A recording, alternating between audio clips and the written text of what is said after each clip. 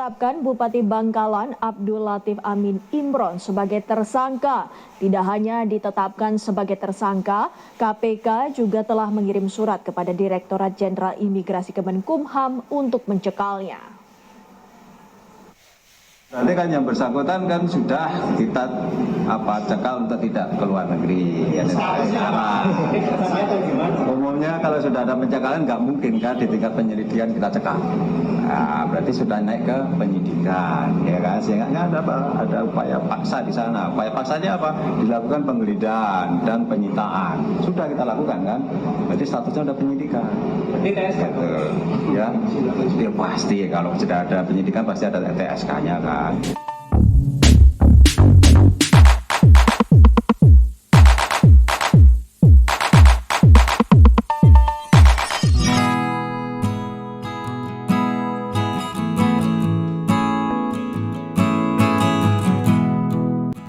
Assalamualaikum warahmatullahi wabarakatuh. Berjumpa kembali di channel Cendekia Muslim. Teman-teman sekalian, salah satu kejahatan yang kemudian diberi label extraordinary crime itu adalah tindak pidana korupsi. Dan kita masyarakat Indonesia ini sering kali mendengar berita tentang tertangkap tangannya seseorang pejabat, kemudian ditetapkan tersangka seorang tokoh, baik itu dari kalangan legislatif, eksekutif maupun yudikatif ya. Jadi kita sebagai warga negara Indonesia itu kayaknya telinga kita itu gak asing lagi lah terhadap berita-berita soal korupsi ya. Dan kali ini juga cukup mengejutkan ya. Beberapa waktu yang lalu ada informasi KPK melakukan penggeledahan di lingkungan Pemkab Bangkalan ya, yang kemudian ternyata itu berujung ya ditetapkan tersangka Bupati Bangkalan Abdul Latif Amin Imron. Ini kalau nggak salah ini masih adik atau kerabatnya Fuad Amin ya, yang dulu juga Bupati Bangkalan yang tersandung kasus korupsi. Dan ini sekali lagi sangat memprihatinkan ya. Kita tahu sendiri bahwa Madura ini adalah ibaratnya apa ya, kota santri begitu. Kemudian baik Fuad Amin maupun Abdul Latif Amin Imron yang sekarang ditetapkan sebagai tersangka ya, Bupati Bangkalan yang saat ini itu kalau tidak salah masih dzurriyyah dari Syekhona Khalil Bangkalan ya. Padahal beliau Syekhona Khalil Bangkalan ini adalah ulama karismatik, ulama besar yang banyak melahirkan ulama-ulama besar yang lainnya. Para santri-santrinya itu seperti Kiai Hasyim Asy'ari, kemudian kalau tidak salah itu pendiri Muhammadiyah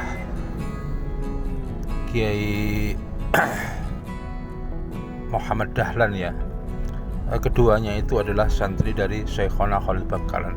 Yang sangat disayangkan itu Fuad Amin dan Abdul Latif Amin Imron ini sebagai dzurriyyah Syekhona Khalil Bangkalan tidak mampu menjaga atau mencerminkan sebagai dzurriyyah seorang ulama besar ya. Kalau Syekhona Khalil sendiri, aku yakin nama besar beliau, keagungan beliau tidak akan ternodai oleh apapun tindakan yang dilakukan oleh oknum-oknum dzurriyyah beliau ya. Karena beliau itu adalah ulama besar yang kontribusinya terhadap perkembangan Islam dan kemajuan Islam itu tidak bisa kita nafikan lah.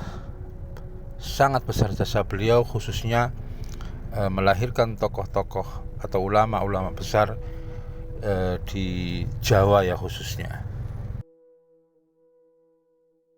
Teman-teman sekalian, kembali ke kasusnya Bupati Bangkalan saat ini ya, Abdul Latif Amin Imron ya.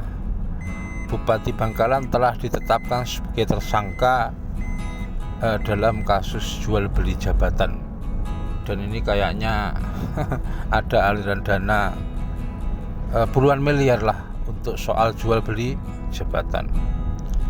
Kalau kita lihat dalam undang-undang tindak pidana korupsi, jual beli jabatan ini terkait dengan 3 jenis tindak pidana ya.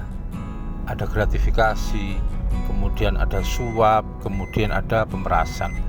Tinggal di antara 3 jenis gratifikasi ini, 3 jenis tindak pidana ini ya, gratifikasi, suap, ataupun pemerasan, itu yang relevan dengan perkara yang sedang disidik oleh KPK itu yang mana begitu.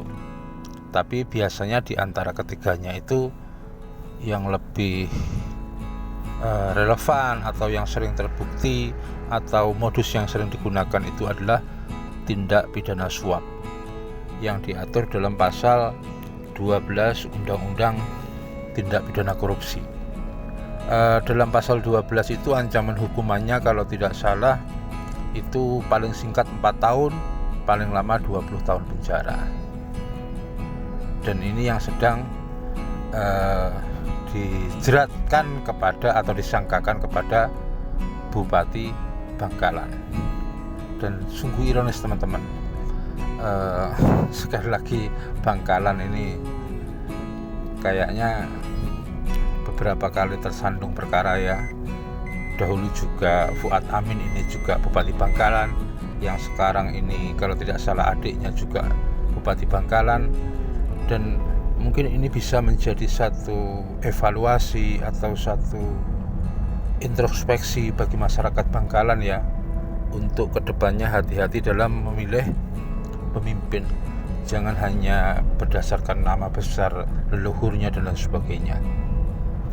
Dan memang kalau kita mau jujur ya, akar masalah tindak pidana korupsi yang ada di Indonesia itu, kalau kita mau jujur, itu adalah besarnya ongkos politik. Karena sudah menjadi rahasia umum ya, kalau untuk menjadi seorang kepala daerah, bupati itu butuh puluhan miliar, bahkan sampai ratusan. Apalagi seorang gubernur, apalagi seorang presiden bisa triliunan. Ketika ongkos politik yang dikeluarkan sekian banyaknya maka ini sama saja dengan menyimpan bom waktu, karena gaji atau pendapatannya itu sebenarnya tidak mengcover lah terhadap biaya politik yang harus dikeluarkan. Biaya politik baik itu soal mahar ke partai, kebutuhan saksi dan lain sebagainya, biaya untuk saksi dan lain sebagainya besar sekali. Sementara gaji atau pendapatannya itu kalau dalam kurun waktu 5 tahun untuk mengembalikan ongkos politik itu jauh sekali, tidak mungkin bisa. Dan yang seperti itu patut kita duga ya, dari mana mereka mengembalikan modal politik itu kalau tidak dalam tanda kutip melakukan tindakan-tindakan yang melanggar hukum. Meskipun ya kadang-kadang juga KPK ini kan juga diduga tebang pilih lah. Ada yang seseorang yang dibidik, ada yang tidak dibidik, ada yang dimunculkan, ada yang tidak dimunculkan. Memang mau tidak mau, meskipun atas nama lembaga penegak hukum, juga kadang-kadang intervensi politik itu juga pasti berpengaruh terhadap langkah-langkah penegakan hukum. Dan sekali lagi teman-teman, bahwa semuanya ini berawal dari ongkos politik yang sangat besar. Jangan pernah bermimpi untuk bisa mengurangi apalagi memberantas korupsi selama ongkos politik di Indonesia begitu besar, selama ongkos politik itu tidak sesuai atau jauh sekali dari pendapatan para pejabat atau kepala daerah yang dihasilkan dari proses politik tersebut. Dan kalau kita sudah tahu sumber masalahnya itu, kemudian tidak dilakukan pembenahan terhadap sistem politik yang ada di Indonesia, khususnya terkait dengan ongkos politik, Aku yakin nanti berita-berita yang sama tentang tertangkapnya seorang kepala daerah, anggota legislatif dan lain sebagainya itu akan terus bermunculan. Makanya itulah, kalau aku sendiri ya, selain bukan orang besar, sangat tidak tertarik untuk terjun ke dunia politik selama sistem politiknya seperti ini. Selama ongkos politik besar, sama sekali aku tidak tertarik. Karena ya sekali lagi, itu sumber masalah dalam tanda kutip. Selama sumber masalah itu tidak dihilangkan, aku yakin produk-produk masalah itu akan tetap ada. Demikian teman-teman sekalian, kurang lebihnya mohon maaf. Assalamualaikum warahmatullahi wabarakatuh.